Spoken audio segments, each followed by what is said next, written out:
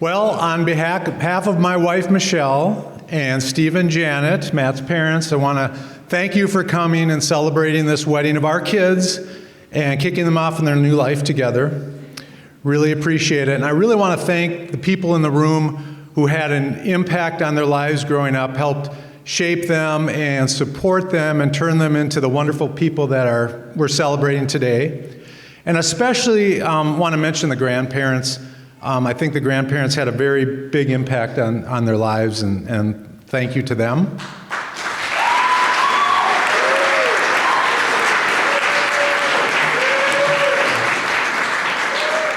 And I want to express appreciation for the people that flew in. A lot of people came from a long distance, and the winner is Rose's good friend Julia, who came from India.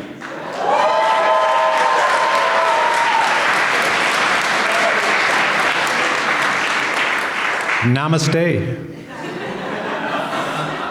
Thank you to Carol for doing a wonderful job today.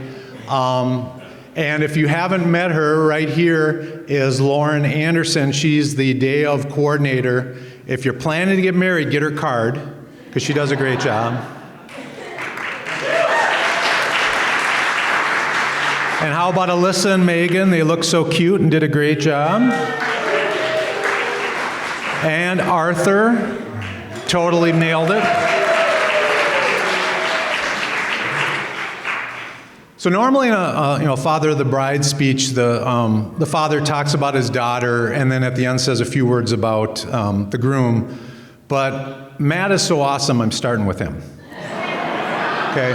When I first met Matt, my first impression was, wow, what a nice guy, really nice guy. And then met him again, and same impression, very nice, but some other things, right? Really self-confident, very positive attitude. He was obviously polite, obviously smart, and the kind of things you're kind of looking for in that, boyfriend of your daughter, which was good. And then I met Steve and Janet, and you could see where the niceness came from. Very nice people, nice family. They obviously did a good job raising him. And you find out he's pretty accomplished. I mean, we all know he's a chemical engineer. That's a hard program to get through. But I found out he was literally an Eagle Scout. And while they're dating, he ran the Minneapolis Marathon. And I got to know him and felt, like we were kind of similar.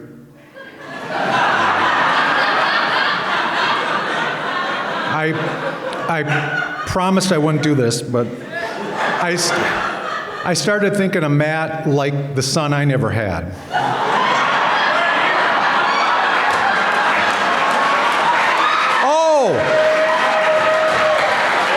Oh, sorry, buddy.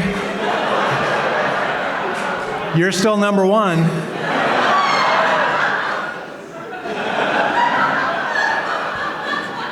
Now, I lost my place, thank you. So in summary, Matt's a very nice guy. And I'm proud of Rose for prioritizing finding a really nice guy. And when I was a young man looking for Mrs. Right, I just had one priority. It was finding the tallest girl I could. And the reason was I wanted to create enormous offspring.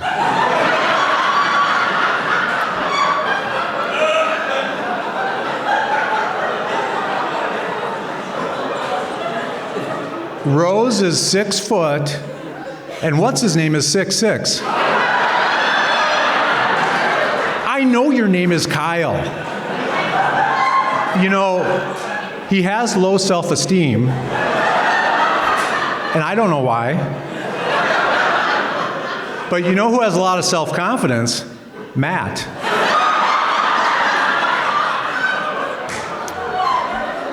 So I married the tall girl, Michelle.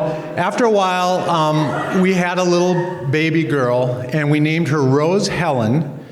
And that was 2 names from her great-grandparents.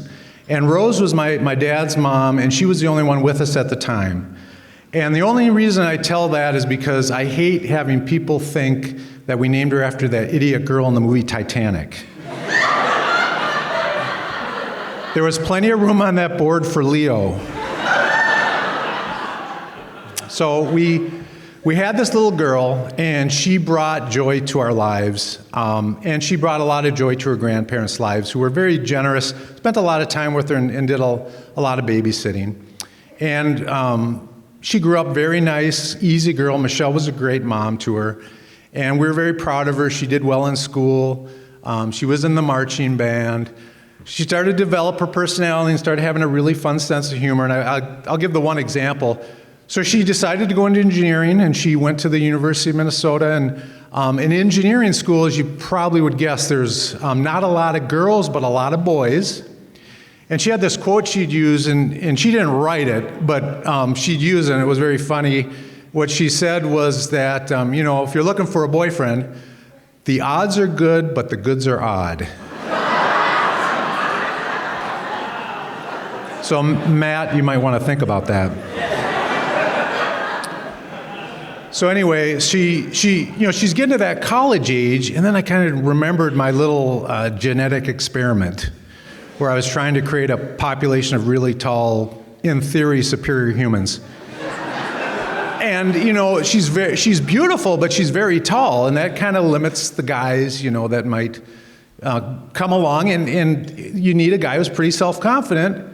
Then along comes Matt with all that self-confidence, and the rest is history. So, usually in the Father of the Bride speech, he gives some advice. I'm going to go past my time, so I'm just going to pick one thing. And Rose and Matt, you guys have a lot going for you. You're smart. You're obviously got a lot of really good friends, good family, good health. And you obviously don't want to be proud about these things. You want to be grateful because they are gifts from God. And each of you is a gift from God. And I think if you have that sort of gratefulness and realization that you're each a gift to each other, those kind of inevitable hard times will be a little easier. So Michelle and I are so happy that Rose found Matt. We're so happy that they're together. And my last ask is just, say a prayer for them that God blesses their life together. Thank you.